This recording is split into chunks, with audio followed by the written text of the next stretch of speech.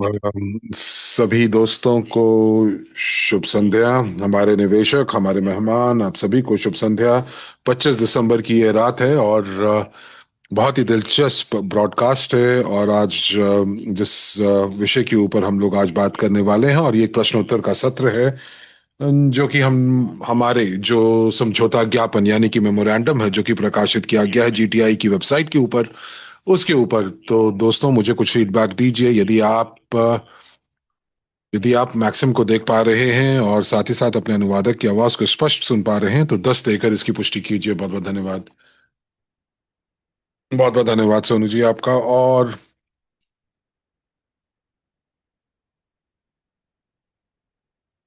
तो तो देखते हैं कि ये किस क्षेत्र से आप लोग हैं। और हमने अपने भौगोलिक जो रोल कॉल है वो हम लोगों ने बहुत समय से नहीं किया है। तो देखते हैं कि हमें यहाँ पर यूएसए से लोग दिखाई दे रहे हैं, great Britain, England, great Britain दोनों। तो एस्टोनिया को भी मैं देख पा रहा हूँ, और यूएसए, मोल्डोवा, भारत, बुल्गारिया, चेक Republic, Estonia, Slovenia, Lithuania, Ghana, United States एक बार फिर, England, Russia, Belarus, Lithuania, Bharat, और साइबेरिया, मोल्दोवा, कर्न जो कि जर्मनी के अंदर है। बहुत बढ़िया। तो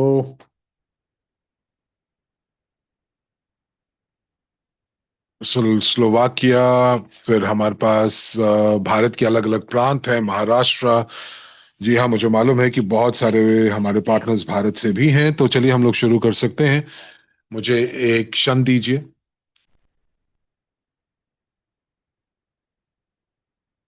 तो चलिए शुरू कर सकते हैं। तो दोस्तों, तो यहाँ पर फिनलैंड भी दिखाई दिया, अजरबैजान दिखाई दे रहा है, साउथ अफ्रीका, और पाशको और दास्तान का गणतंत्र भी यहाँ पर मौजूद है। तो चलिए, बहुत बढ़िया। और पिछली बैठक में दोस्तों, हम लोगों ने जो कुछ दिन पहले, जो कि पिछले शनिवार को, हम लोगों ने ये निर्णय किया था कि आज की बैठक से पहले आप दो वीडियो देखेंगे जिनको मैंने अनुशंसा किया था। और साथ ही साथ आप जो है वो मेमोरेंडम यानी कि जो समझौता ज्ञापन है, वो जो जीटीआई की वेबसाइट के ऊपर पब्लिश हुआ है, प्रकाशित हुआ है अगले 10 साल की रणनीति के लिए। तो अब मैं आपसे सुनना चाहता हूं कि क्या आप लोगों में से क्या आप लोगों ने जो है मेमोरेंडम और वीडियो देखे हैं? तो अगर आपने ऐसा किया है तो मुझे प्लस दबाकर इसकी पुष्टि कीजिए। धन्यवाद। बहुत बढ़िया। तो बहुत सारे लोग यहाँ पर प्लस दबा रहे हैं, और बहुत सारे लोग हैं जिन्होंने दोनों मेमोरेंडम और वीडियोस दोनों देखे हैं।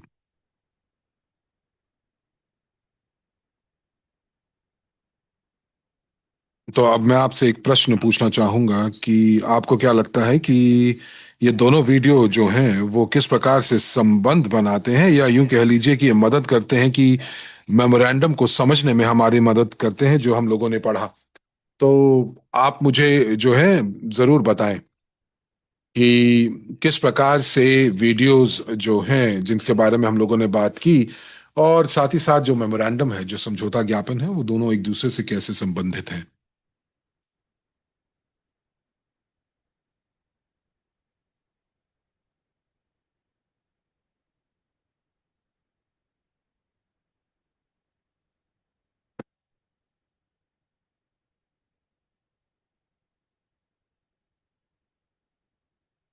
तो दोस्तों, और अगर आप रूसी भाषा की अगर आप रूसी भाषा में जवाब नहीं दे पा रहे हैं, तो आप गूगल ट्रांसलेट का इस्तेमाल करके उसे रूसी भाषा में जो है अनुवाद करें, और उसको कॉपी और पेस्ट कर फिर चैट में डालिए। ये हमारे लिए, सभी के लिए बहुत तेज होगा। तो हम अलेक्जेंडर कह रहे हैं कि बिल्कुल स्पष्ट योजनाएं हैं भविष्य के लिए। और गुलनारा कह रही हैं कि वाकई में सामरिक है, रणनैतिक है। माया ने कहा कि ये रिपोर्ट्स जो हैं, जो कि स्पेशलिस्ट ने बनाई है और विशेषज्ञों ने जो बनाई है वो बिल्कुल सही है कि किस प्रकार से आगे चीजें बढ़नी चाहिए। तो माया, आपने बिल्कुल सही कहा। परंतु मैं यहाँ पर ये कहना चाहूंगा कि जो डॉक्टर यूनिस्की का जो वीडियो है प्रौद्योगिकी को लेकर, टेक्नोलॉजी को लेकर, कि वो किस चीज को दर्शाता है कि किस प्रकार से जो अभी तक जो जो पूरा का पूरा जो पूरी की पूरी जो अवधारणा है, जो प्रौद्योगिकी है यातायात को लेकर डॉक्टर नित्स्की के संदेश में, तो इन सभी चीजों का यही मतलब है कि ये एक ऐसा उत्पाद है जो कि बहुत ज्यादा मांग में आने वाला है 21वीं सदी के अंदर। तो दूसरे शब्दों में कहें कि यातायात के क्षेत्र में अब बदलाव की आवश्यकता है, और डॉक्टर इनित्स्की जो है वो ये आविष्कार करेंगे और हम डॉक्टर इनित्स्की की मदद कर रहे हैं। तो जो ये वीडियोस हैं, ये बिल्कुल प्रतिबिंबित करते हैं उन रणनीतियों को जो कि हम लोगों ने मेमोरेंडम के अंदर देखे, और साथ ही साथ जो सभी तथ्यों को समतल लेकर आते हैं, सभी तब एक ही दृष्टि से देखते हैं। तो चलिए अब प्रश्नों को देखते हैं कि उन प्रश्नों जिन इससे पहले कि हम शुरू करें, तो एक और चीज जो मैं यहाँ पर जोड़ना चाहूंगा,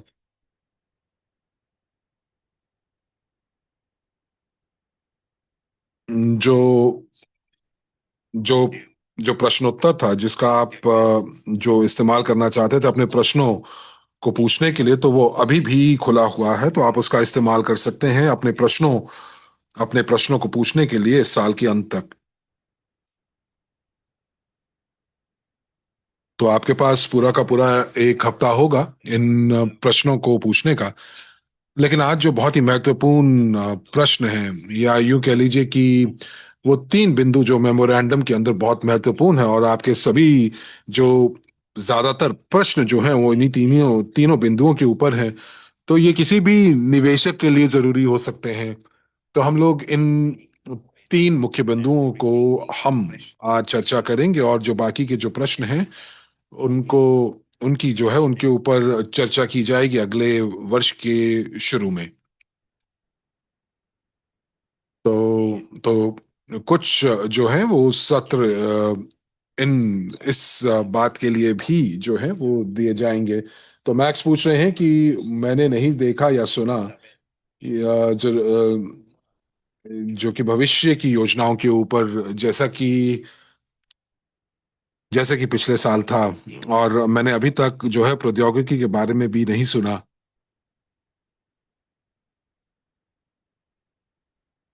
ये नए उत्पाद हैं जो कि मुझे लगता है कि जिनको थोड़ा सा ध्यान देना चाहिए था। तो शायद आपने मैक्स 3 मिनट, जो पहले 3 मिनट थे उनको आपने छोड़ दिया।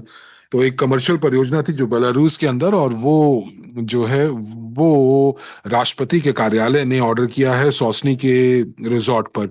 और ये जो परियोजना जो है वो अब उसका विनिर्माण किया जा रहा है। अगर ये आपको लगता है कि ये कोई खबर नहीं है, तो शायद आपने जो है वीडियो बहुत ढंग से या बहुत ध्यान से नहीं देखा है, या फिर ये भी हो सकता है कि जो समाचार के आपके मानक हैं वो हो सकता है कि काफी ऊंचे हों। तो जब आप ये कहते हैं कि आपने भविष्य की योजनाओं के बारे में नहीं सुना है, तो ये वाकई में जो है कि ये किस प्रकार से ये आशावादी हैं, और भविष्य को लेकर काफी आशावादी योजनाएं हैं इस साल को लेकर और उसके अगले साल को लेकर। तो कई बार जो योजनाएं हैं वो नई नहीं होती, ये बात आपकी ठीक है जिस प्रकार से हम लोग करते हैं। परंतु अगर आपको लगते हैं कि जो प्रोडक्ट है, जो उत्पाद है, उसके ऊपर ज्यादा ध्यान नहीं दिया जा रहा है, तो मैं आपको ये कह सकता हूँ कि भारत के प्रधानमंत्री और जो यातायात के मंत्री हैं, उन्होंने उन्होंने दिलचस्पी दिखाई है। ब्रिक्स के जो सम्मेलन हुआ उसमें इसके बारे में बातचीत की गई, तो क्या ये दिलचस्पी है?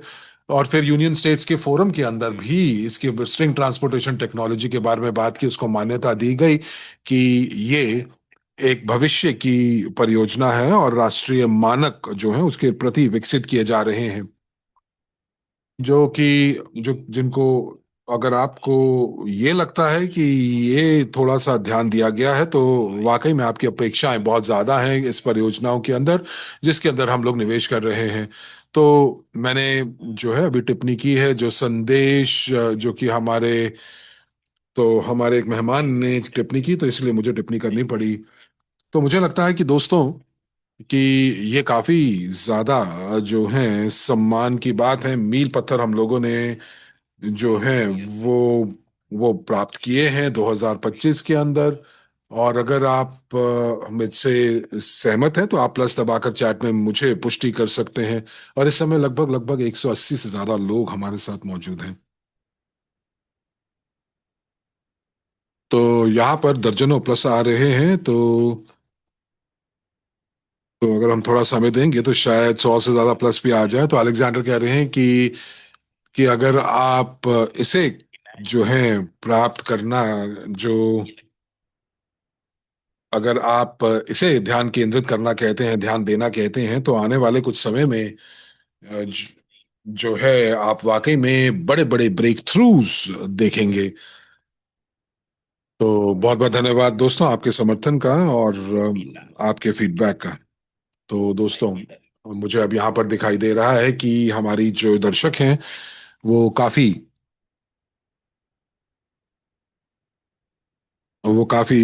तर्कपूर्ण बातें कर रहे हैं, और जो भी चीजें हो रही हैं स्ट्रिंग ट्रांसपोर्टेशन टेक्नोलॉजी के क्षेत्र में, उसको एक अच्छे तरीके से लिया जा रहा है। तो चलिए हम शुरू कर सकते हैं। और मैं एक बार फिर दोहरा देता हूं कि क्योंकि जो प्रश्न है वो अभी भी आ रहे हैं, तो इसीलिए ये सही होगा कि हम अपने दर्शकों से जितने ज्यादा प्रश्न हो उतने इकट्ठे करें। सभी प्लेटफॉर्म के पार्टनर से, सभी निवेशकों से। और उसके बाद हम लोग जो हैं वो जो हैं जो प्रश्नों के ऊपर, जो कि दूसरी चीजों के ऊपर हैं, जो मेमोरेंडम्स के दूसरे जानकारी के ऊपर हैं। तो इससे ये होगा कि हमारी जो आने वाली बैठकें होंगी वो काफी उत्पादक होंगी। तो हम लोग आपके फीडबैक, आपके प्रश्न लेते रहेंगे और अपनी बैठकों को उसी प्रकार रूप देते रहेंगे। तो अभी हम लोग जो हैं वो तीन मुख्य बिंदुओं को के ऊपर चर्चा करने वाले हैं, जो कि जो आज जो हमारे दर्शक हैं, वो जो सबसे ज्यादा प्रश्न इन्हीं तीन बिंदुओं के ऊपर आए हैं।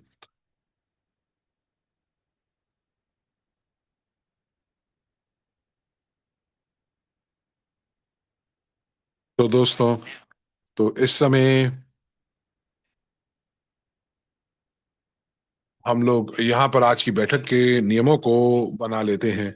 तो सबसे पहले मैं वो तीन आइटम्स के बारे में बात करूंगा, तीन बिंदु की बात करूंगा, वीडियोस और उनके बीच में जो संबंध है उसके बारे में बातचीत की जाएगी। और फिर अंत में हम लोग 10 मिनट जो हैं वो प्रश्नों के ऊपर देंगे, और जो भी हम लोग जिसके ऊपर चर्चा करने वाले हैं। तो मैक्सिलिया ने प्रश्न पूछा है, तो जो प्रश्न है अभी इनको हम लोग थोड़ा बाद में देखते हैं। हम लोग कहेंगे कि अंत में हम आपके प्रश्नों को फिर लेना चाहेंगे, तो आप फिर दोहरा सकते हैं। तो सबसे पहले उन तीन बिंदुओं के ऊपर हम लोग बात करेंगे। तो हम लोग यहाँ पर मैं अपनी स्क्रीन जो है वो आपके साथ साझा करूंगा, और अगर आप मुझे चैट में लिखकर ये बता सकते हैं कि अगर आप मेरी स्क्रीन को देख पा रहे हैं, क्या ये आपको दिखाई दे रही है? तो बहुत बढ़िया, आप मेरी स्क्रीन देख पा रहे हैं। तो दोस्तों, तो हमारे पास 12 बिंदु हैं जो कि अंतर वस्तु के अंदर हैं। और मैं यहाँ पर जो है पाँच, छः और सात के ऊपर, जो कि जो कि बहुत मुख्य हैं, जो कि हमारे निवेशकों को जिसके ऊपर स्पष्टीकरण चाहिए। तो हम लोगों को पता है कि किस प्रकार स्ट्रिंग ट्रांसपोर्टेशन टेक्नोलॉजी को फंडिंग दिया गया, और 15 चरण थे इसके अंदर। और जो कि एक प्रादेशिक या वेक्टर था कि किस प्रकार से प्रौद्योगिकी फंडिंग की जाएगी, और उसको स्केल कैसे किया जाएगा। तो ये जो है, ये जो पूरी का पूरा जो योजना थी, जो जो कंपनी ने अनुसरण किया। तो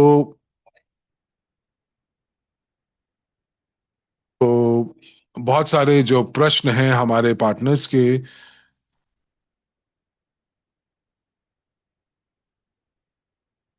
तो अब प्रश्न यह है कि स्टेज नंबर 15 जो है वो उसका कार्यान्वयन होगा कि नहीं होगा, और अभी तक इसको क्यों नहीं कार्यान्वित किया गया। तो मैं माफी चाहूंगा कि मैंने पेज के ऊपर क्लिक किया और मुझे वहां से रीडायरेक्ट कर दिया गया। मैं एक क्षण मुझे दीजिए।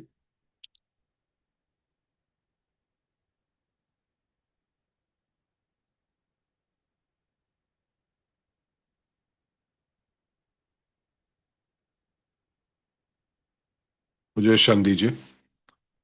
तो हम लोग 5 नंबर और 6 नंबर, 6 बिंदु, जो बिंदु 5 और बिंदु 6, जहां पर विकास के 15 चरण और 6 शेयर कन्वर्जन प्लान, और सातवां जो है वो पुरस्कार पेमेंट यानी रेम्युनरेशन पेमेंट प्लान है। तो इन तीनों के ऊपर हम लोग आज बात करेंगे। तो चलिए आइए देखते हैं कि हम लोग बिंदु नंबर 5 के ऊपर चलते हैं, और जो 15 चरण हैं विकास के। और यहाँ पर, तो ये, तो दोस्तों, आप मुझे बताइए कि आपके लिए कैसा बेहतर रहेगा।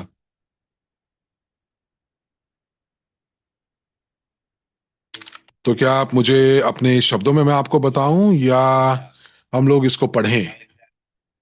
तो अलेक्जेंडर कह रहे हैं कि हम लोगों को 10 नंबर बिंदु के ऊपर ध्यान देना चाहिए। ठीक है, मैं उसके ऊपर भी जो है वो मैं करूंगा। तो ठीक है, तो आप हमें पढ़ने की जरूरत नहीं है, आप लोगों ने शायद इसको पढ़ लिया होगा। तो हम लोग जो हैं दोस्तों, एक क्षण दीजिए।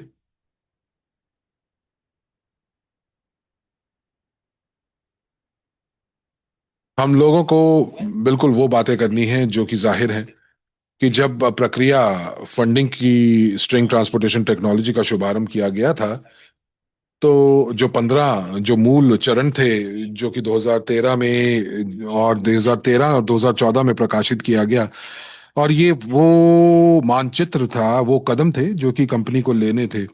और उस समय जो है हम लोगों ने संदर्भ लिया राजनीतिक परिस्थितियों का और भौगोलिक परिस्थितियों का। और उस समय जो 15 चरण थे वो काफी ज्यादा आशावादी थे, क्योंकि वो जो कार्यान्वयन था उन 15 चरणों का, ये बताते थे कि 15 चरण में लगातार निवेश जो है वो जारी रहेगा।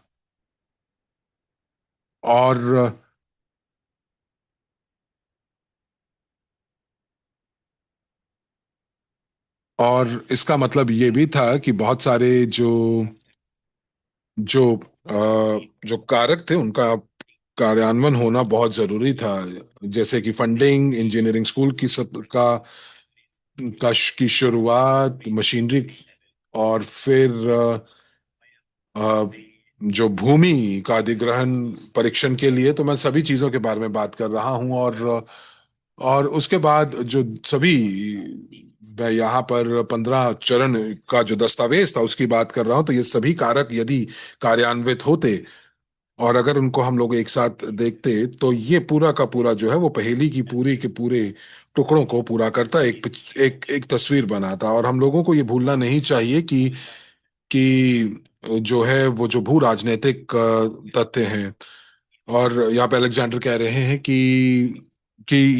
ये थोड़े समय में बात हुई, यानी कि बहुत सारे जो $100 मिलियन जो थे वो निवेश करने थे बहुत कम समय के अंदर, ताकि ये सारी की सारी चरण जो है वो कार्यान्वित हो सकें।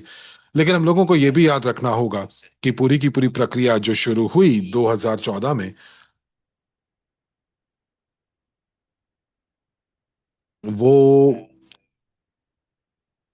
उसके अंदर जो महत्वपूर्ण भूमिका ये भी थी कि बाल्टिक स्टेट्स की जो स्थानीय सरकार थी उसने उन्होंने जो भूमि का आवंटन था वो नहीं किया। और वहां पर जो हमारी पहला जो R&D इंस्टीट्यूट, जो कि टेस्टिंग ग्राउंड था, परीक्षण जहां होना था, वो नहीं मिल पाया, और उसकी वजह से एक नकारात्मक पब्लिसिटी मिली। और जो स्थानीय जो खिलाड़ी थे उस साल में, उन्होंने जमकर नकारात्मक पब्लिसिटी की। और उस साल जो योजनाएं थी वो वो कार्यान्वित नहीं हुई। लेकिन डॉक्टर यूनित्स्की ने जो है काफी चीजें उपलब्धि जो थी वो प्राप्त कर ली थी, क्योंकि उन्होंने डिजाइन ब्यूरो उसी साल बनाया। और अगर मुझे याद है सही से तो एक इंस्टीट्यूट, एक जो शिक्षक शैक्षिक अनुसंधान क्षेत्र था, और उसके लिए जो था वो कंपनी के कार्यालय को वहां पर जगह दी गई डिजाइन ब्यूरो के लिए। तो प्रक्रिया जो थी वो शुरू हुई, लेकिन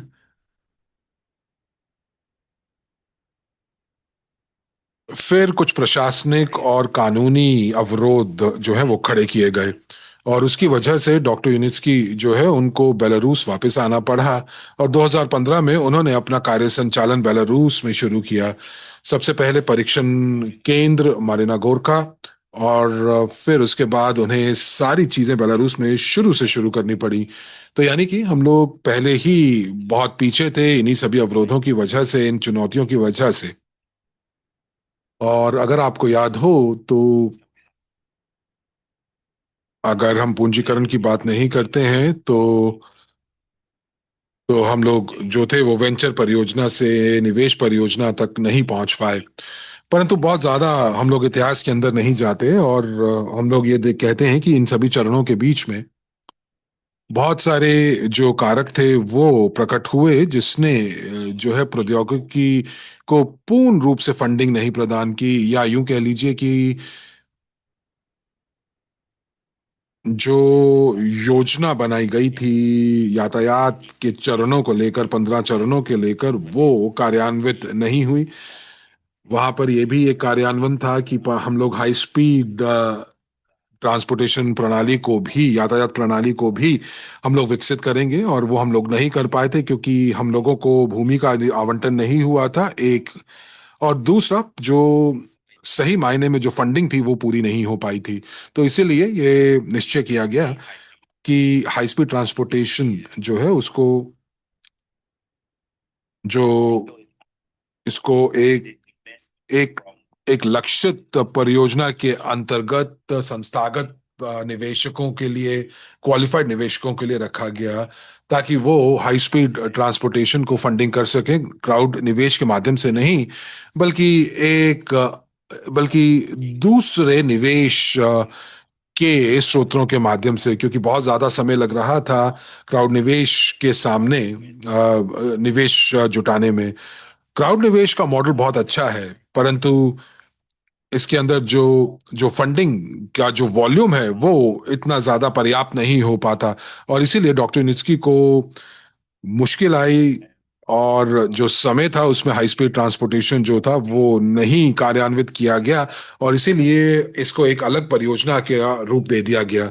और हम लोगों को इसके बारे में मालूम है, क्योंकि इसके बारे में जो है वेबसाइट के ऊपर हम लोगों ने डाला। और ये जो है ये आपके पास है मेमोरेंडम, जो हाई स्पीड ट्रांसपोर्टेशन के ऊपर था। और पिछले हफ्ते जो मेमोरेंडम जो आया,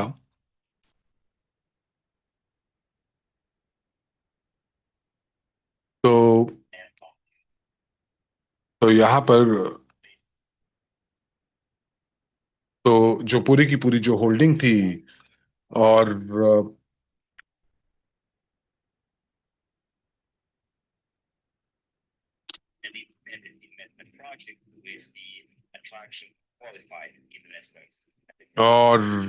यहाँ पर जो जीटीआई थे, तो उन्होंने जो पार्टिसिपेशन शेयर्स हैं वो, जो कि प्रतिबिंबित करता है कि जो पिछले जो विकास चरणों के अंदर जो रणनीति थी, और जो उनके उसके अंदर जो है वो वहां पर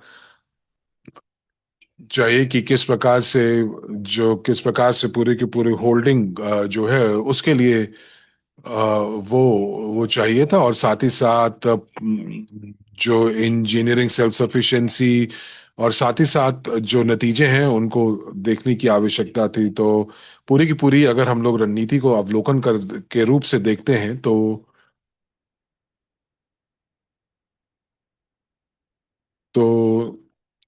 पूरा का पूरा जो दस्तावेज है वो एक पूरा का पूरा जो नया चरण है वो शुरू होता है। वो किस प्रकार से उसके अंदर जो नए चरण जुड़ते हैं, यूएसए टेक्नोलॉजी का जो पूंजीकरण होता है। तो इसका मतलब क्या है? इसका मतलब ये है कि प्रौद्योगिकी जो है वो हो सकती है, और दो कमर्शियल परियोजनाएं जो हैं अब वो बिल्कुल तैयार हैं बाजार के लिए।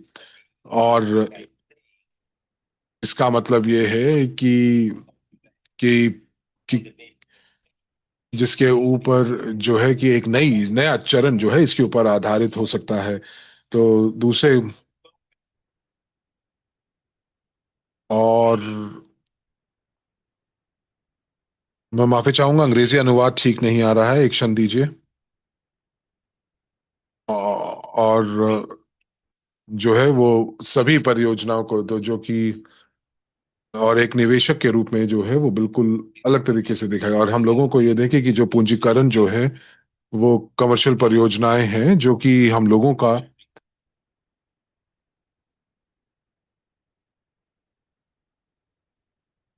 तो हम लोगों को जो है, तो इसका मतलब ये है कि ये हम लोगों के लिए एक बहुत बड़ा फायदा है। और इसीलिए मैंने ये कहा कि हम लोगों को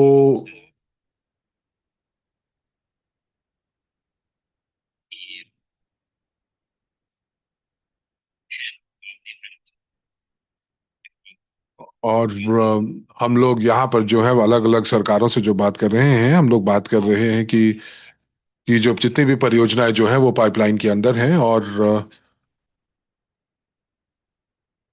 और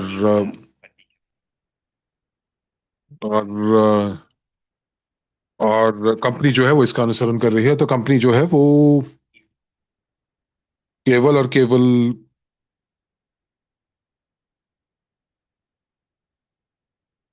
जो है वो केवल और केवल योजनाएं नहीं बना रही, बल्कि ये एक रणनीतियां भी बना रही है। और इसी के साथ साथ ये भी बताती है जो तथ्यों के रूप में कि अभी तक क्या क्या उपलब्धियां प्राप्त हुई हैं और आने वाले भविष्य में क्या क्या जो है उपलब्धियां प्राप्त होंगी। तो ये कोई ऐसा नहीं है कि ये कोई कोई मनगढ़ंत बातें नहीं है, बल्कि सभी की सभी उपलब्धियों के बारे में बातचीत की गई है।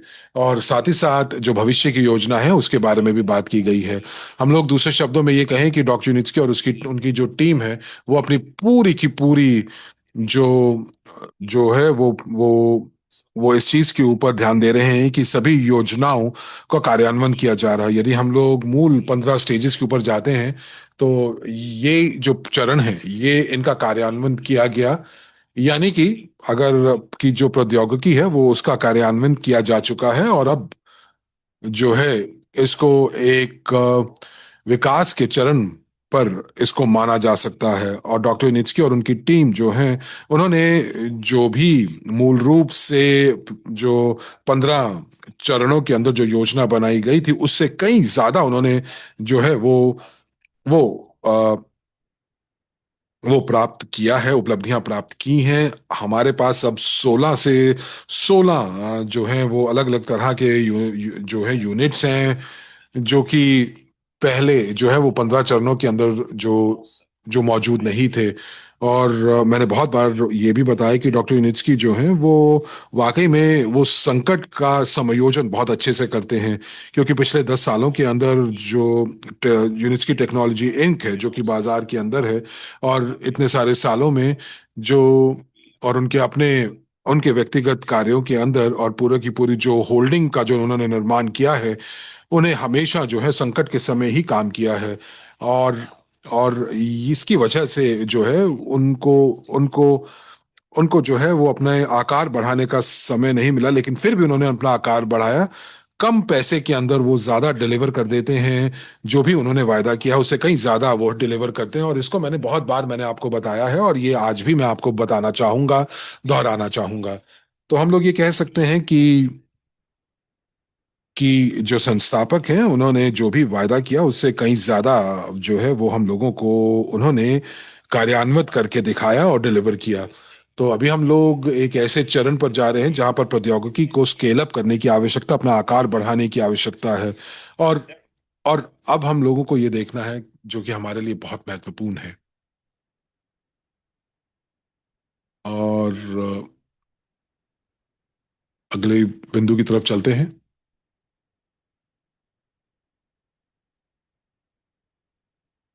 जो कि प्री आईपीओ शेयर और उसके साथ पारिश्रमिक भुगतान की योजनाएं।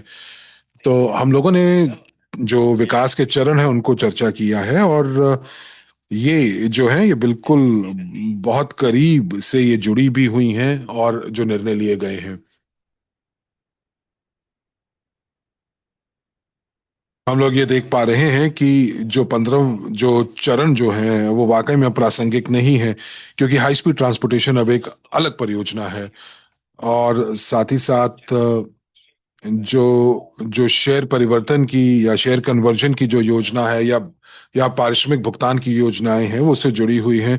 क्योंकि हम लोग सभी लोग अपेक्षा कर रहे हैं कि अगले साल 2 साल के अंदर हम लोगों को पारिश्रमिक प्राप्त होगा, पुरस्कार प्राप्त होगा अपने अपने निवेश का। तो चलिए, हम लोग जो है वो चैट के ऊपर देखते हैं, जो हम लोगों ने जो 15 चरणों को जो यहाँ पर हम लोगों ने बातचीत की, उसके ऊपर किस प्रकार की हमारी टिप्पणियां आई हैं वो हम देखते हैं।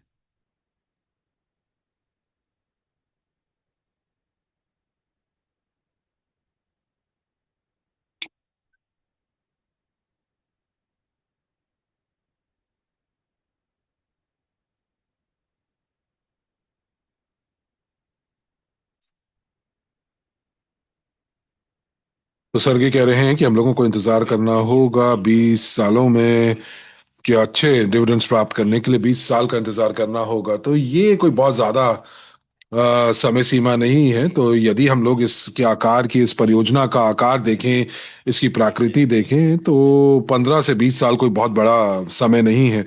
और अच्छे डिविडेंड्स की आप बात कर रहे हैं, तो हम लोग जो है अगली बैठक में हम इसको देखेंगे, क्योंकि हम लोगों को ये देखना होगा कि जो अच्छे डिविडेंड्स हैं वो क्या हैं।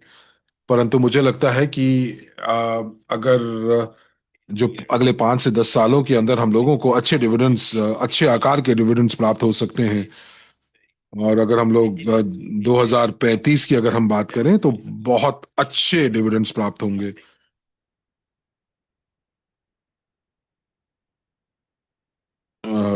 जो कि ऐसे नहीं होंगे जो कि पहले कुछ सालों में दिए जाएंगे। मैं तो यहाँ पर इसलिए देख रहा हूँ, देखिए मैं तो स्नोबॉल इफेक्ट की बात कर रहा हूँ कि किस प्रकार से परियोजनाएं जो हैं वो धीरे धीरे हर जगह उगनी शुरू हो जाएंगी, एक जैसे कि मशरूम बारिश के बाद उगते हैं। और आपको याद है कि मैंने आपको अपना व्यक्तिगत विश्लेषण दिया था, एक व्यक्ति के रूप में, जो व्यक्ति जो कि इस परियोजना के विकास को होते हुए देख रहा है, और किस प्रकार से बेलारूसियन सरकार जो है वो इस प्रौद्योगिकी को देख रही है। जैसे कि उन्होंने एक हाल ही के अंदर एक रिजॉर्ट एरिया के अंदर उन्होंने एक परियोजना को डाला, तो ये जो है वो मदद करेगा अ, दूसरे देशों में प्रौद्योगिकी को जाने के लिए।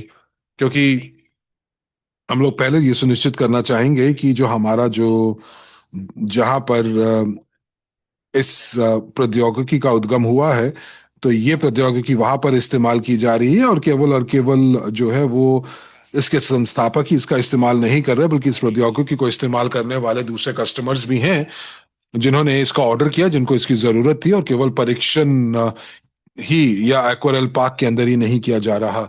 तो मैं एक बार फिर मैं दोहरा दूं कि ये मेरी अपनी व्यक्तिगत विश्लेषण है, ये मेरा अपना व्यक्तिगत अनुमान है।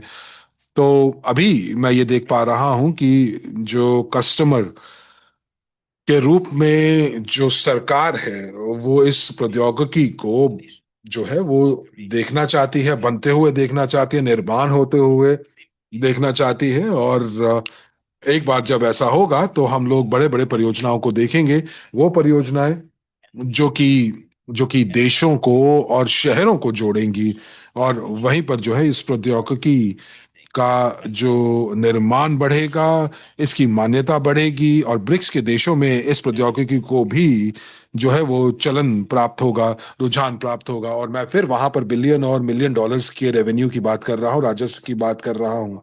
तो जब तो पहली परियोजना जब वो बनेगी और उसका जो कार्य संचालन होगा, और फिर दूसरा तीसरी परियोजना जो है वो बहुत ज्यादा देर नहीं लगाएंगे, और वहीं पर जो है वो स्नोबॉल इफेक्ट आएगा, या जो दूसरी परियोजनाएं जो हैं वो मशरूम की तरह वो बढ़ती हुई दिखाई देंगी। और तो और हम लोग यहाँ पर जो है, हम यहाँ पर जो है वहां पर केवल 5 या 10 सालों की बात नहीं कर रहे, या 1 या 2 साल की बात कर रहे हैं, जहाँ पर पूंजीकरण जो है वो बहुत ज्यादा बढ़ जाएगा।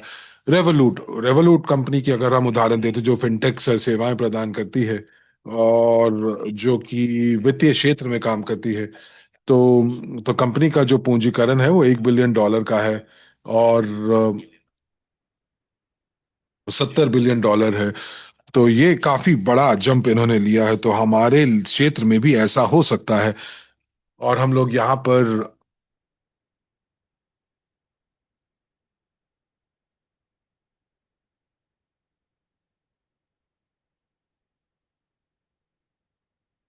जैसे कि आप जो है वो चेन रिएक्शन देखते हैं, जो आप देखेंगे कि जो पहले देश में, फिर दूसरे देश में, फिर तीसरे देश में, और फिर परियोजनाएं स्केल अप होती हुई दिखाई देंगी, तो उसके लिए 20 साल नहीं लगेंगे। ये जो है उसको कई बहुत जल्दी इसको प्राप्त कर लिया जाएगा।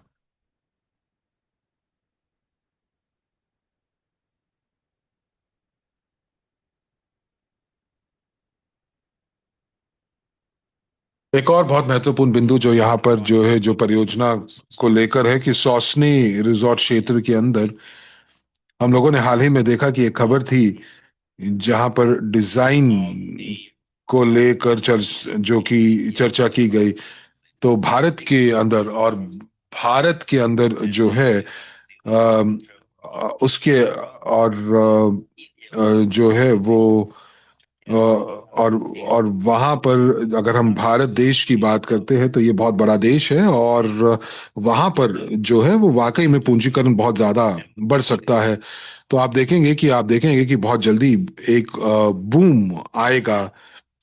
और ये जो बूम होगा ये वाकई में बहुत जल्दी आएगा, और सभी तथ्य इसी तरफ इशारा कर रहे हैं।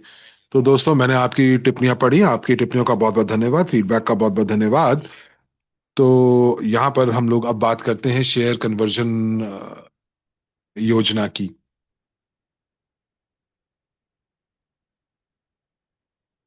हम लोगों को ये मालूम है कि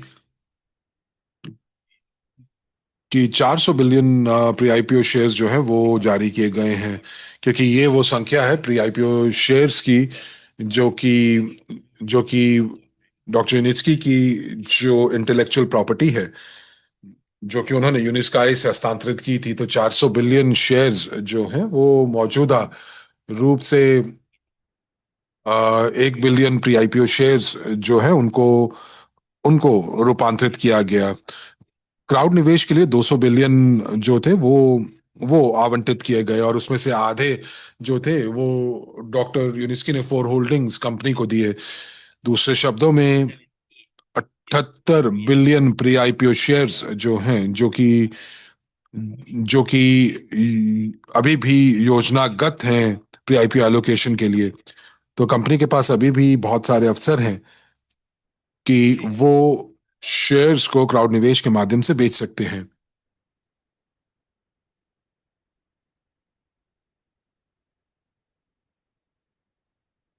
तो प्रश्न यहाँ पर ये उठता है कि जीटीआई कंपनी क्यों वो शेयर्स को बेचते रहना चाहती है, और ये किस प्रकार हमारी जो जो हमारे हमें जो मुनाफा होने वाला है उससे कैसे जुड़ा हुआ है।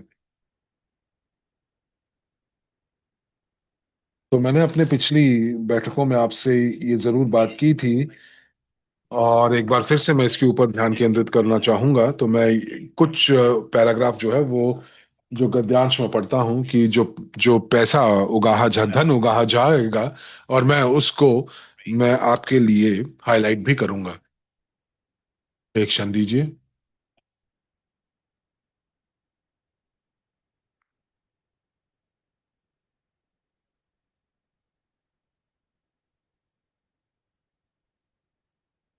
मैं रेखांकित करने की कोशिश कर रहा हूं, पर मैं नहीं कर पा रहा हूं। तो मैं पढ़ता हूं इसको। तो जो धन उगाहा गया है उसका इस्तेमाल जो है वो लक्षित परियोजनाओं के लिए को लागू करने के लिए इंजीनियरिंग कंपनी यूएसटी के कार्यों के लिए करेगा, जो कि जीटीआई ग्रुप की कंपनियों की जो जो ग्रोथ है उसकी रफ्तार को बनाए रखेंगी, और साथ ही साथ अंतर्राष्ट्रीय मार्केट में वो अपनी जगह को मजबूत कर पाएंगी। तो मुख्य लक्ष्य जो है वो सतत मुनाफे हासिल करने का है, और ताकि ताकि लंबे समय तक जो है वो निवेशकों को मुआवजा देने का प्रणाली बनाने का है। और उस समय जो जीटीआई मैनेजमेंट ने ये तय किया है कि ये देखना कि किस प्रकार से इस संभावना पर विचार करने का फैसला किया है कि वो जो है वो अपने मुनाफे को निवेशकों के साथ बांटें। और साथ ही साथ इसमें इन चीजों का ध्यान देना चाहिए कि ये सारी की सारी चीजें तभी हो पाएंगी जब पार्टनरशिप की जिम्मेदारी उन लोगों जो कि जीटीआई के आधार पर जो है जो कि निवेशकों के जो हित हैं वो प्रोजेक्ट के ग्लोबल लक्ष्यों के साथ पूरी तरह जुड़े हुए हैं, और यूएसटी प्रौद्योगिकी को अंतर्राष्ट्रीय मार्केट तक लेकर आना है, जहां पर सभी समाधानों को बढ़ाना है, और साथ ही साथ पूंजीकरण को बढ़ाना भी है। तो दोस्तों, ये बहुत महत्वपूर्ण है आपको समझने के लिए कि जीटीआई कंपनी जो है वो अपनी जिम्मेदारियों को पूरा करने के लिए बिल्कुल तैयार है, बशर्ते जो विकास की रफ्तार जो है वो बनी रहनी चाहिए। और निवेश जो है वो अपने आईपीओ से पहले ही अपने मुनाफे को निवेशकों के साथ, प्री आईपीओ शेयर होल्डर्स के साथ साझा करने के लिए भी तैयार है।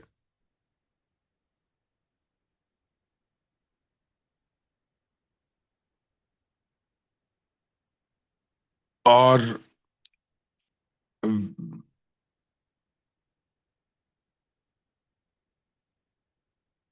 बल्कि यूं कहें कि कंपनी जो है वो वाकई में अपना मुनाफा साझा करने के लिए तैयार है, हालांकि वो अभी भी ब्रेक इवन पॉइंट तक भी नहीं पहुंच रही है।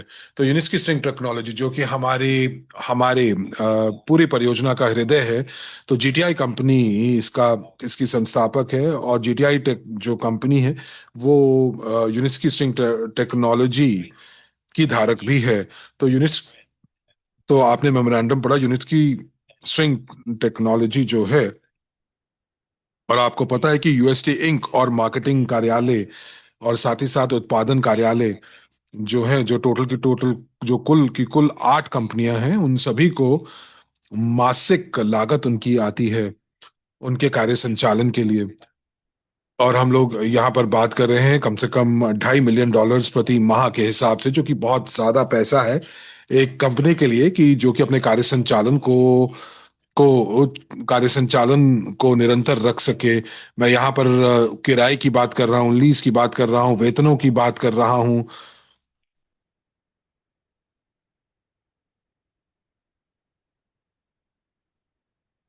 मैं यहाँ पर करों की बात कर रहा हूँ, रख रखाव की बात कर रहा हूँ, यूटिलिटीज, और साथ ही साथ जो दूसरी लागतें जो कि इसके साथ जुड़ी हुई हैं। और अब हमारे पास क्या है, और अब हमारे पास पूरा जो जीटीआई होल्डिंग है, जो कि अलग अलग कंपनियों से बना हुआ है, ये सुनिश्चित कर रहे हैं कि स्ट्रिंग ट्रांसपोर्टेशन टेक्नोलॉजी जो है वो बाजार में उतर जाए, और कंपनी को ऑर्डर्स प्राप्त होने शुरू हो जाएं, और कंपनी जो है वो सबसे पहले डिजाइन गतिविधियों से, इंजीनियरिंग व्यवसाय से पैसा कमाए। और ये जो पैसा है उसमें जो है आपको फिजिबिलिटी स्टडीज भी देखनी होती है किसी भी कमर्शियल परियोजना की, और उसके अंदर प्री डिजाइन कार्य, डिजाइन का कार्य, और उसके बाद शुरुआती दौर के कार्यों का, फिर जो है जो जितने भी ठेकेदार हैं उनको उनको देखना, उनका कार्य संचालन करना। तो ये राजस्व की जो है वो राजस्व यहाँ से प्राप्त होता है।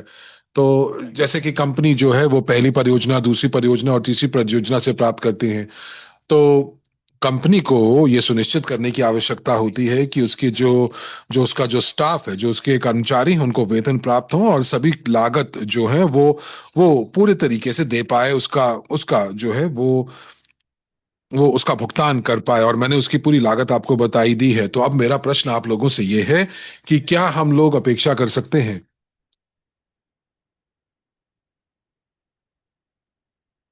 कि हम लोग अगले 2 3 4 सालों में सुपर प्रॉफिट्स की अपेक्षा कर सकते हैं।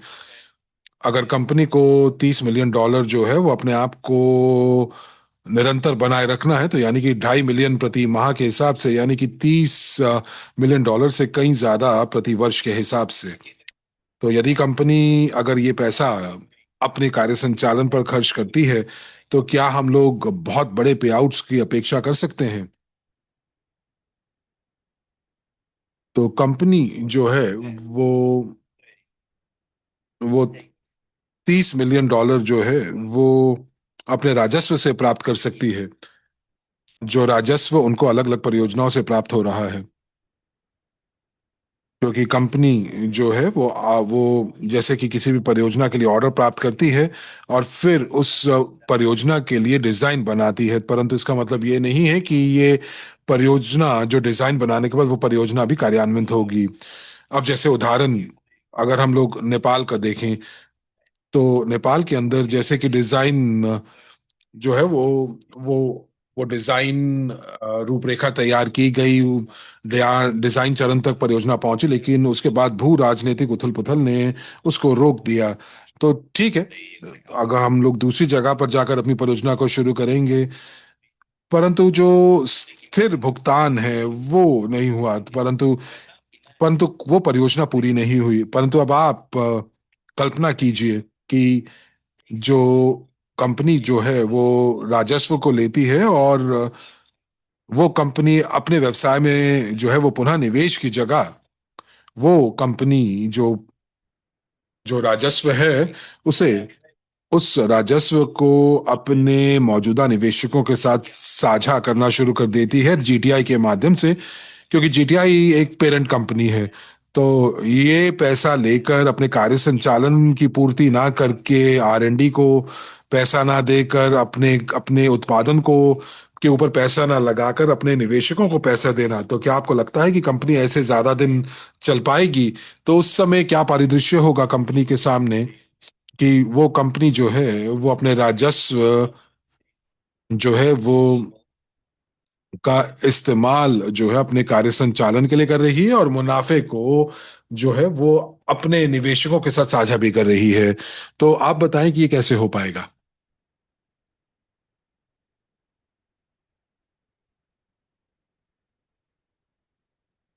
तो मुझे उम्मीद है कि आप मेरी बात को समझ गए होंगे। तो अलेक्जेंडर कह रहे हैं कि हम लोगों को ये सुनिश्चित करना होगा कि जो फंडिंग है वो फंडिंग लगातार तरीके से चलती जा रही है। जी हाँ, बिल्कुल। हम लोगों को ये सुनिश्चित करना होगा कि कंपनी के पास फंडिंग लगातार तरीके से पहुंचती रहे, और ये तभी किया जा सकता है जब आप वो जो 78 बिलियन अतिरिक्त निवेश प्री आईपीओ शेयर्स हैं उनको बेचकर। तो इस प्रकार जो कंपनी है वो अपना राजस्व को बना सकती है,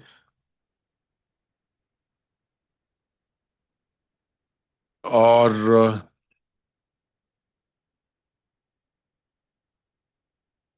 कंपनी जो है अपने कार्य संचालन के अंदर जो है अपने कार्य संचालन के माध्यम से जो है, तो यानी कि कार्य संचालन के माध्यम से अपनी सभी गतिविधियों को चलायमान रख सकती है। तो यानी कि जो 78 बिलियन जो शेयर्स हैं उसके माध्यम से, उसको बेचने के माध्यम से जो $2.5 मिलियन की लागत है हर महीने की, उसको पूरा किया जा सकता है।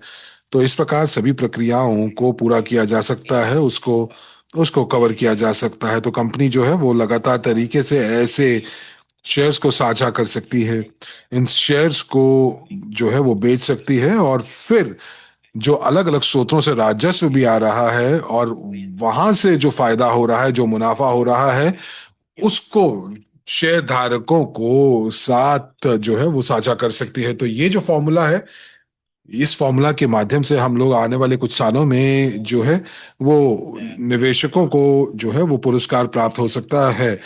और हम लोग आशा कर सकते हैं कि 2026 में जो हम लोगों को जो है वो पुरस्कार प्राप्त होगा, वो तभी जब कार्य संचालन की गतिविधियां जो हैं वो सकारात्मक होगी और हमें कंपनी के पास जो है वो मुनाफा प्राप्त होगा, वो शुद्ध मुनाफा प्राप्त होगा, ये मेमोरेंडम में लिखा भी गया हुआ है। तो ये सारी की सारी चीजें जो हैं वो बताई गई हैं। तो ये तभी हो सकता है जब अगर आप इस फॉर्मूला का अनुसरण करें। और इसी कारण की वजह से दोस्तों, मैं हमेशा यही कहता जा रहा हूं कि क्राउड निवेश की जो प्रक्रिया है,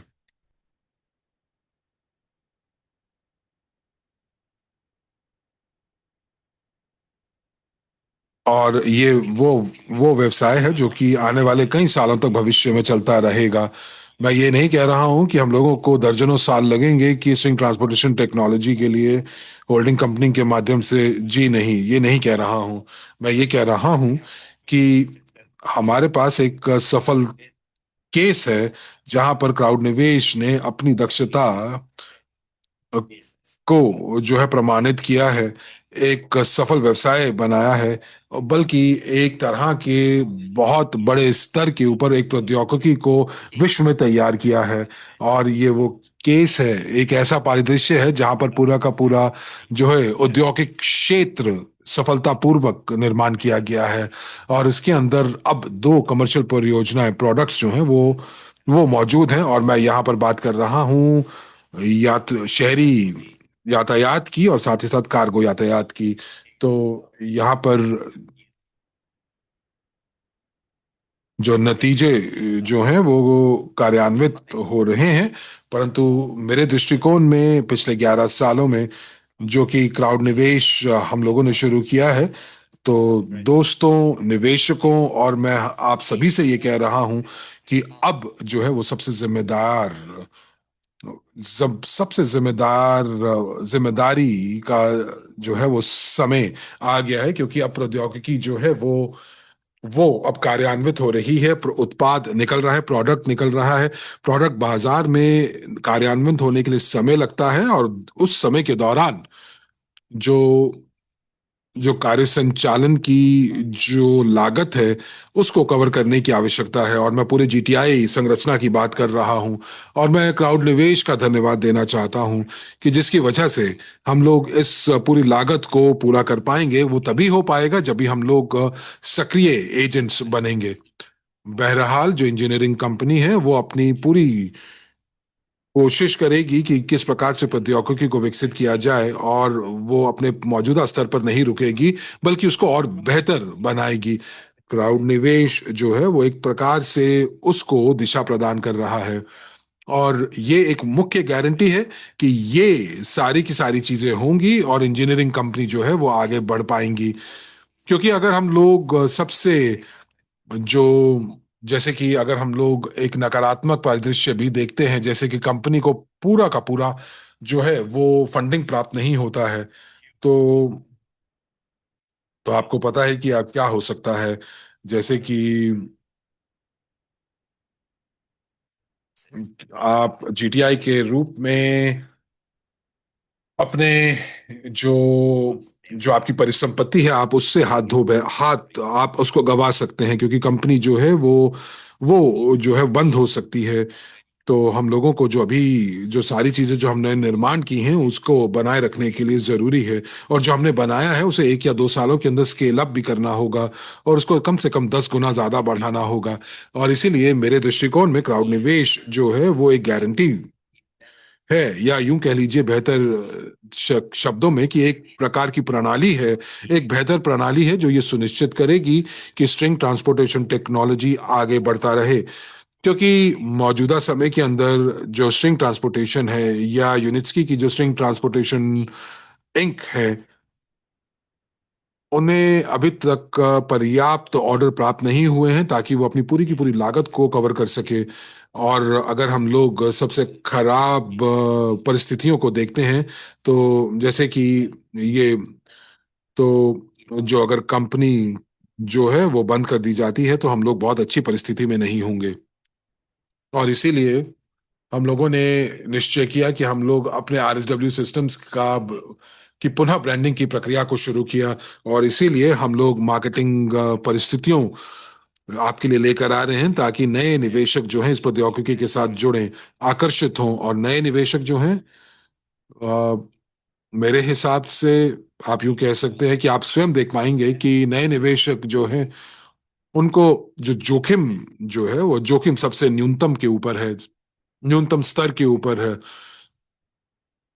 जनवरी 2026 के अंदर। और जनवरी 2026 में हम लोग अपने अपग्रेडेड प्लेटफॉर्म को लॉन्च करेंगे, और नए प्लेटफॉर्म पर जब नए निवेशक आएंगे तो वाकई में उस समय जो जो जोखिम होगा वो सबसे न्यूनतम स्तर के ऊपर होगा, क्योंकि ये उस प्रौद्योगिकी में निवेश करेंगे जहां पर पहले ही दो परियोजनाएं मौजूद हैं। और उन लोगों को ये भी मालूम होगा कि पूंजीकरण की प्रक्रिया कब शुरू होगी, पूरे के पूरे समय सीमा के अनुसार। और 10 साल पहले जब हम लोगों ने निवेश किया था तब जोखिम बहुत ज्यादा था, और अब आपने एजेंट्स के रूप में आपके पास बहुत ज्यादा जानकारी है साझा करने के लिए, और आप बहुत ज्यादा जो है वो तर्क दे सकते हैं कि ये प्रौद्योगिकी जो है वो मुनाफेदायक है, इसके अंदर निवेश किया जाना चाहिए। क्योंकि सभी की सभी जो उपलब्धियां पिछले 10 सालों में प्राप्त की गई हैं वो वाकई में इस परियोजना को एक साकार रूप देती हैं। और जब क्राउड निवेश अपने कार्य को आगे बढ़ाएगा, माइक्रोन ग्लोबल कंपनी का धन्यवाद कि हम लोग ऐसा कर पाएंगे। आप सभी लोग सक्रिय एजेंट होंगे तो आप लोग अपने अपनी क्षमता को भी प्राप्त कर पाएंगे, क्योंकि ये जो क्षेत्र में आपके लिए वो अवसर लेकर आ रहा है कि आप बहुत अच्छा पैसा अपनी एजेंसी के माध्यम से कमा सकते हैं, अपने कार्य के लिए कमा सकते हैं। ये आपको अपना करियर बनाने के लिए मदद कर सकता है, सक्षम बना सकता है, और अपने कल को बेहतर बना सकते हैं। और ये जो परियोजना है ये परियोजना वाकई में मांग में रहने वाली है। और क्राउड निवेश हमारे प्लेटफॉर्म के ऊपर जो है वो भी स्केल अप होगा, क्योंकि हम लोग केवल और केवल जो है स्ट्रिंग ट्रांसपोर्टेशन टेक्नोलॉजीज पर ही अपना ध्यान केंद्रित नहीं करेंगे, जो कि डॉक्टर यूनिस्की ने एक परियोजना जो लॉन्च की है, बल्कि वो दूसरे उत्पाद जो कि डॉक्टर यूनिस्की ने विकसित किए हैं उनको भी हम लोग अपने प्लेटफॉर्म के ऊपर जो है उसको अभी शुभारंभ करेंगे। और ऐसे जो निवेश प्रस्ताव हैं वो डॉक्टर यूनिस्की की प्रौद्योगिकियों के साथ जुड़े होंगे, उनके आविष्कारों के साथ जुड़े होंगे। इन योजनाओं के बारे में अपने भविष्य की बैठकों के अंदर मैं बताना चाहूंगा। तो हम अपने अपनी योजनाओं को आपके साथ साझा करेंगे, 2026 के वे योजनाओं को खास खास घोषणाओं के जरिए। परंतु अभी जो महत्वपूर्ण चीज वो ये है कि अगर हम लोग सक्रिय रूप से अपने क्राउड निवेश के अंदर हम सक्रिय रहते हैं तो ये गारंटी देगा सभी लोगों को कि स्ट्रिंग ट्रांसपोर्टेशन टेक्नोलॉजी जो अभी है, जो कि अभी इसकी सबसे ज्यादा जरूरत है, और इसके माध्यम से जो पर्याप्त फंडिंग है वो होगी, ताकि कंपनी जो है अपनी बाजार में अपनी स्थिति को बनाए रखे, कार्य संचालन बनाए रखे। वाडिलर्स का कह रहे हैं कि हम लोग काम करने के लिए बिल्कुल तैयार हैं, हम लोग प्लेटफॉर्म के लॉन्च का इंतजार कर रहे हैं। जी बहुत बहुत धन्यवाद वेडिस्लाव, और मुझे बहुत खुशी है कि हमारे साथ ऐसे लोग हैं जो कि बिल्कुल काम करने के लिए तैयार बैठे हैं। तो हमारा पूछ रहे हैं कि कौन है जो 78 बिलियन शेयर्स को कौन बेचता रहेगा। हम लोग बेचेंगे, हम लोग मार्केटिंग प्लेटफॉर्म के माध्यम से इसको बेचेंगे, जो कि जो कि मार्केटिंग सेवाएं जीटीआई को प्रदान करेगा। ये हमारा प्लेटफॉर्म है, हम इंटरनेट के माध्यम से, ऑफलाइन मीटिंग के माध्यम से जो है वो हम लोग इसके बारे में लोगों को बताएंगे, और 78 बिलियन शेयर्स हम बेचेंगे। और इसीलिए जो है ये बहुत सारी चीजें हैं जो हम लोगों को अभी, और अब जो आज तीसरी जो बिंदु है उसके ऊपर हम आगे चलते हैं, जो कि जो कि पुरस्कार योजना है, जो कि 7वें बिंदु के ऊपर है। आइए हम लोग चलते हैं उस पॉइंट के ऊपर, ये जिसके ऊपर हम लोग आज बातचीत करने वाले हैं। ये तीसरा बिंदु है जिस पे हम लोग आज बातचीत करेंगे। तो पारिश्रमिक भुगतान योजनाएं, तो इसको मैं पढ़ता हूँ। ये बहुत ही छोटा है, तो ये छोटा पैराग्राफ है, इसको मैं पढ़ता हूँ। और कुछ चीजें मैंने पहले ही कवर कर ली हैं। जीटीआई होल्डिंग एक लंबे समय की परियोजना बना रही है, वित्तीय परियोजना बना रही है, जिसका मकसद होगा कि निवेशकों को रेन्यूमरेशन पारिश्रमिक भुगतान पेमेंट करना। और और ऐसा जो पहला मौका होगा वो चौथी तिमाही 2026 से पहले नहीं मिल सकता, बशर्ते होल्डिंग कंपनी जो है वो अपनी जरूरी फाइनेंशियल नतीजे हासिल कर ले। ये जो तारीख है ये एक बेंचमार्क है, एक मानक है जहां पर हम लोग सकारात्मक उम्मीदों को दिखाना या दर्शाना चाहते हैं। लेकिन जो जो पेमेंट यानी कि जो भुगतान की शुरुआती सब्सिडरी कंपनियों की ऑपरेटिंग गतिविधियों के मुनाफे से निकाली जाएगी वो कितने संतुलित हैं। तो ये देखा जाएगा कि जैसा कि मैं आपको बोल रहा था कि जो जो सहायक कंपनियां हैं उनके मुनाफे को देखकर जो है ये किया जाएगा। तो ये सुनिश्चित करता है कि जो जो सहायक कंपनियां हैं उन वो संतुलित रहेंगी और संतुलित मुनाफा कमा रही होंगी। और ये सुनिश्चित करेगा कि ये और जैसा कि मैंने 5 मिनट पहले आपको बताया था कि चलिए अगर हम लोग सबसे खराब परिदृश्य देखते हैं जहां पर फंडिंग पर्याप्त नहीं होगी एक महीने के अंदर, तो एक बहुत तो महत्वपूर्ण बिंदु आ सकता है जहां पर कंपनी जो है अपनी एक सहायक कंपनी से हाथ धो सकती है। क्योंकि कंपनी का जो जो कर्मचारी हैं वो वेतन के लिए काम करते हैं और हम लोगों के लिए ये बहुत महत्वपूर्ण है कि हम लोग जो राजस्व को बनाएं और जो कंपनी जो वेतन दे रही है उन उस वेतन के लिए क्राउड निवेश का फायदा का का सहारा लें। और यदि हम लोग ऐसा करते हैं तो कंपनी जो है वो अपने जो मुनाफे की तरफ बढ़ेगी और उनको अपने राजस्व को अपने कार्य संचालन पर खर्च नहीं करना पड़ेगा, बल्कि वो अपने राजस्व का इस्तेमाल जो है वो मुनाफे के लिए करेगी अपने निवेशकों के साथ साझा करने के लिए। आगे बढ़ते हैं कि जब तक जरूरी फाइनेंस जो हालात नहीं बन जाते हैं तो ये माना जाता है कि ये जो जो मुनाफा है ये जमा कर दिया जाएगा। ये अंदरूनी रिजर्व की मात्रा को पक्का करेगा, लिक्विडिटी को मजबूत बनाएगा और साथ ही साथ जो निवेशकों के साथ बाद में किए जाने वाले सेटलमेंट्स हैं उनकी जो पारदर्शिता है उसको बढ़ेगी। तो ये तरीका जो है होल्डिंग कंपनी की वित्तीय संतुलन को बनाए रखेगा और साथ ही साथ रणनीतिक नतीजा प्राप्त करने में मदद करेगा। तो यदि पर्याप्त धनराशि एकत्रित हो जाती है तो दो मुख्य क्षेत्रों में इसको वितरित किया जाएगा। तो सबसे पहले जो वर्तमान परियोजनाएं के जो प्रतिभागी हैं उनके पारिश्रमिक का भुगतान होगा और दूसरा निवेशकों से शेयर वापस खरीदने के लिए एक संसाधन भी बनाएगा। जो लोग अपने प्री आईपीओ शेयर्स को बेचने में दिलचस्पी रखते हैं, उदाहरण के तौर पर यदि कंपनी जो है वो $1 मिलियन का राजस्व प्रति माह बनाती है और या $100 मिलियन बनाती है, मैं केवल एक उदाहरण दे रहा हूं और ये एक काल्पनिक उदाहरण है, तो ये पैसा किस प्रकार खर्च किया जाएगा। तो कंपनी जो है तो ये सुनिश्चित करेगी वो लोग होंगे जो कि अपने शेयर्स को प्री आईपीओ शेयर्स कंपनी को वापस बेचना चाहेंगे। तो वाकई में लोग ऐसे होंगे जो कि दिलचस्पी रखेंगे और लोग वो निर्णय ले सकते हैं। यदि वो चाहते हैं कि वो अपने शेयर्स को बेचना चाहें तो वो दस्तावेजों के अनुसार ऐसा कर सकते हैं। तो कंपनी जो है उन शेयर्स को बायबैक कर सकती है यदि कंपनी के पास जो है सुरक्षित रखा हुआ धन होगा, उनके पास पर्याप्त पैसा होगा। दूसरा तरीका जो पैसा खर्च किया जा सकता है वो ये कि वो अपने निवेशकों का भुगतान कर सकती है अपने पुरस्कार के माध्यम से या जो है लाभांश के माध्यम में। और यदि पोर्टफोलियो जैसे जैसे प्रोजेक्ट पोर्टफोलियो सफलतापूर्वक विकसित होगा, सब्सिडरी कंपनियां जो है वो सतत रूप से अपने जो है पर्याप्त रूप से जो है वो स्टेबल प्रॉफिट की तरफ बढ़ती रहेंगी और साथ ही साथ जो है वो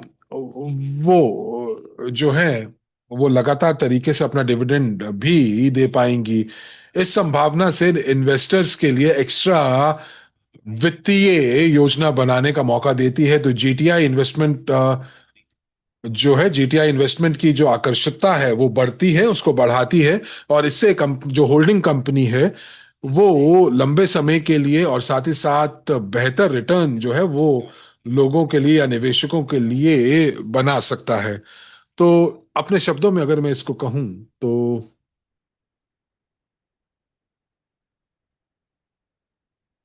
जो शेयर्स के जो कन्वर्जन प्लान्स हैं और साथ ही साथ जो पुरस्कार देने की योजना है, जो ये एक दूसरे से जुड़े हुए हैं। ये महत्वपूर्ण है कि निवेशक के रूप में हम लोगों को ये समझना है, इस तर्क को हम लोग ये समझें कि ये हम लोगों के हितों के लिए है। और ये इसलिए भी बनाया गया है कि हमारे जो निवेश हैं उनका मुद्रीकरण बहुत जल्दी हो सके, यूएसए टेक्नोलॉजीज का मुद्रीकरण बहुत जल्दी हो सके, क्योंकि ये जो मॉडल है, ये मॉडल बताता है कि किस प्रकार से जो आईपीओ से पहले ही आपको फायदा प्रदान करने की कोशिश कर रहा है। और मेमोरेंडम में ये लिखा हुआ है, जो कि हम अगली बैठकों में भी इसके बारे में बातचीत करेंगे, कि ये जो है पलक झपकते ही हो जाए, क्योंकि जब कमर्शियल परियोजना स्केल अप करना शुरू करेंगी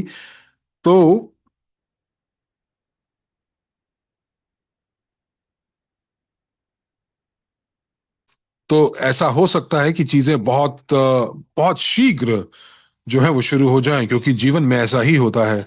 परंतु जो अभी हम लोगों को जिस चीज का अभाव है, ये सुनिश्चित करने के लिए कि हम लोग अपनी जो हमारी कंपनी है वो फास्ट, यानी कि तेज गति से स्केल अप कर पाए, वो वो ये कि जो जो स्थानीय कारक हैं, जो बिंदु हैं, वो इसको इतना ज्यादा समर्थन ना करें। लेकिन अगर हुआ ऐसा तो बहुत जल्दी चीजें जो हैं बहुत बहुत जल्दी आगे बढ़ेंगी। तो पहले लाभांश हो सकता है कि धीरे धीरे हो, लेकिन उसके बाद ये जो तीसरे साल या चौथे साल में लाभांश जो है वो बहुत ज्यादा बढ़ सकता है।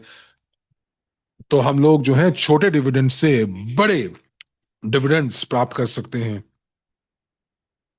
लेकिन हम लोगों को ये सुनिश्चित करना होगा कि ये कंपनी जो है इतने समय के लिए अपना कार्य संचालन बनाए रखे, और इसीलिए क्राउड निवेश बहुत महत्वपूर्ण है, ताकि कंपनी जो है वो इन 3-4 सालों तक बनी रहे और कंपनी बिल्कुल स्केल अप कर सके अपने पास, अपने उत्पादों को बाजार में उतारने के लिए लक्षित परियोजनाओं के माध्यम से। और हम लोग कंपनी के एजेंट के माध्यम से जो है लोगों को बताते रहें, इस कंपनी के बारे में आकर्षित करते रहें, और बहुत अच्छी परिस्थितियां, सकारात्मक परिस्थितियां जो हैं वो हमारे लिए बन रही हैं।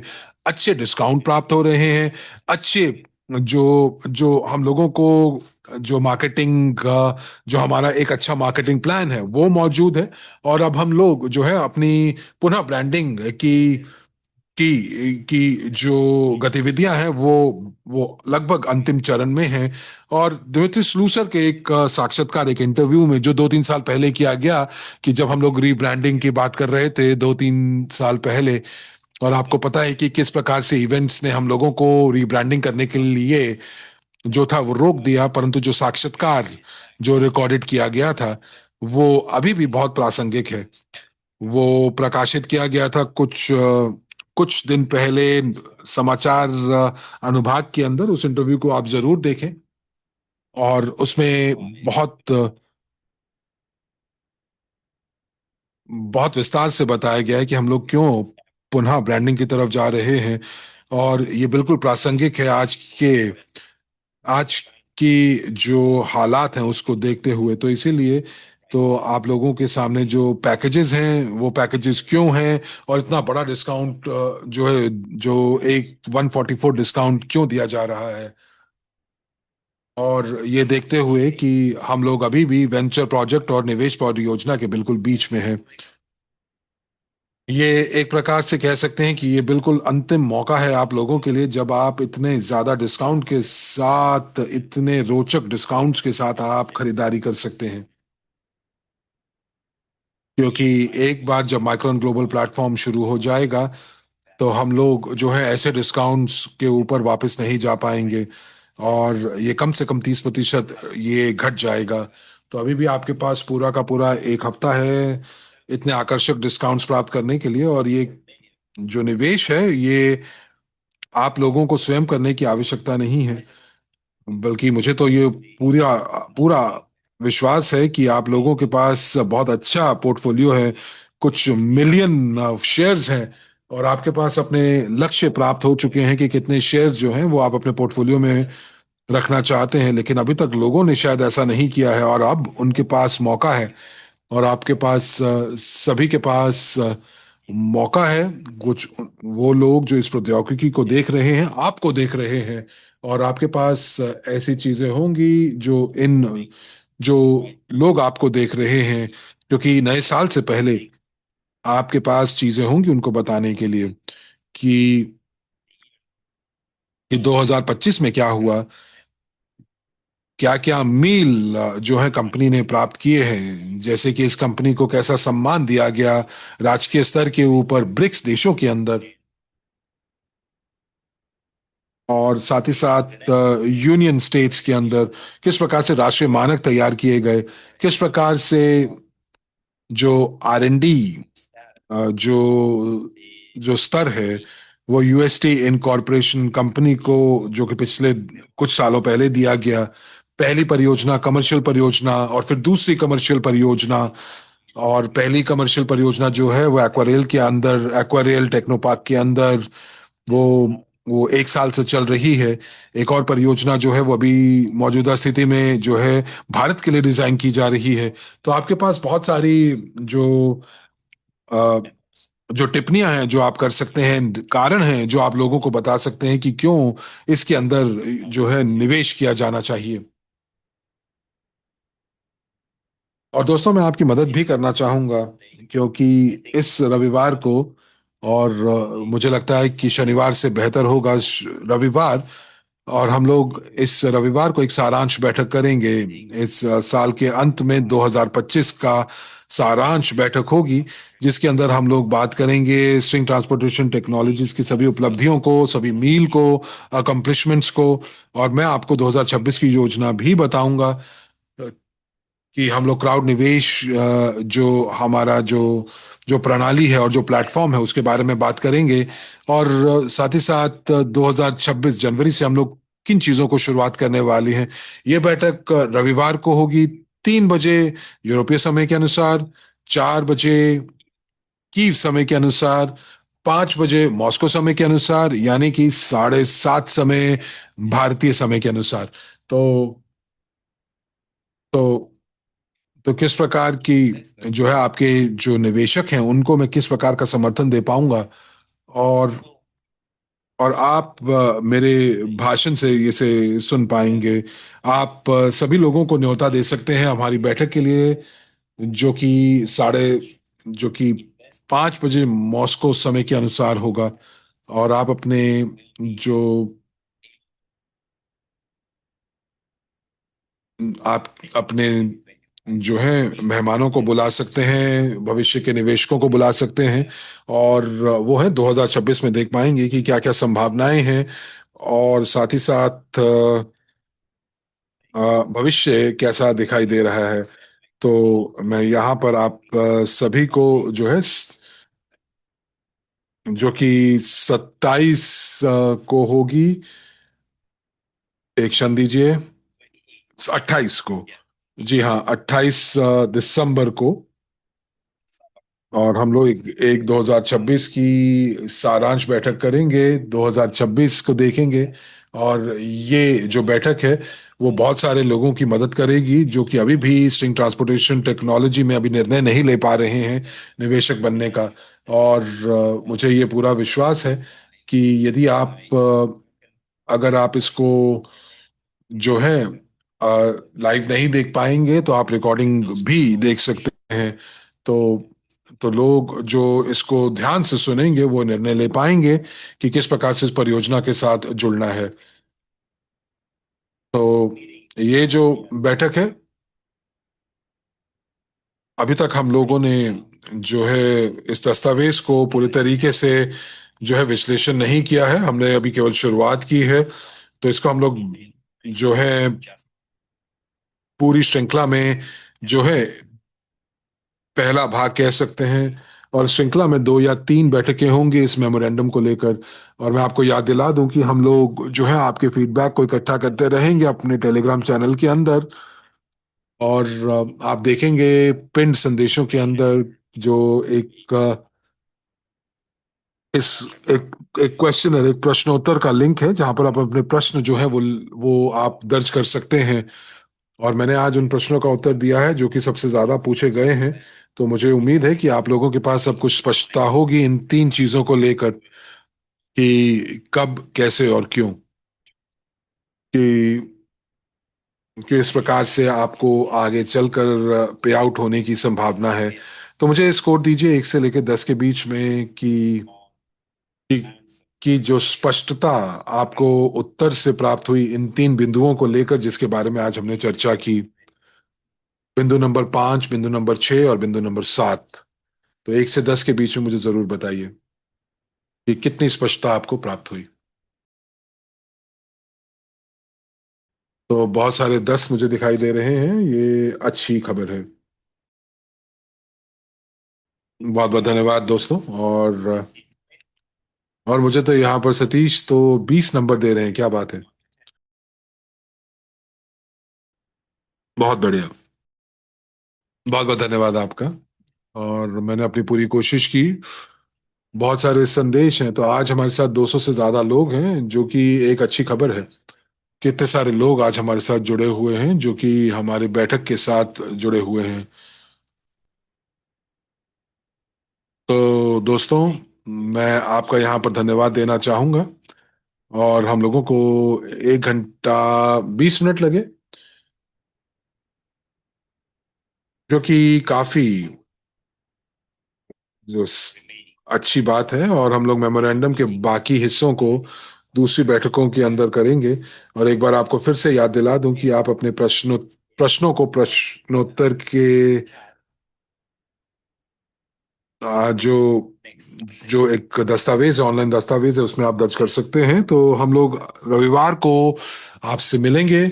और साथ ही साथ उन लोगों को भी लेकर आइए जो कि अभी तक उन्होंने अपना अपना मन नहीं बनाया निवेश करने के लिए। और हम लोग उनकी मदद करेंगे। और सुनिश्चित करेंगे कि ये जो सारांश बैठक होगी, ये साल की सारांश बैठक होगी, ये काफी ज्यादा आपको प्रोत्साहित करेगी और काफी ज्यादा जो है 2026 की एक अच्छी शुरुआत करने के लिए भी मदद करेगी। तो दोस्तों, बहुत बहुत धन्यवाद। और हम लोग आपको रविवार को फिर मिलेंगे। बहुत बहुत धन्यवाद। इसी के साथ आप सभी का धन्यवाद, हिंदी कक्ष के सभी दर्शकों का धन्यवाद। अंत तक बने रहने के लिए। आपसे फिर भेंट होगी नए जोश और नई उमंग के साथ। अपना ध्यान रखिए। शुभ रात्रि।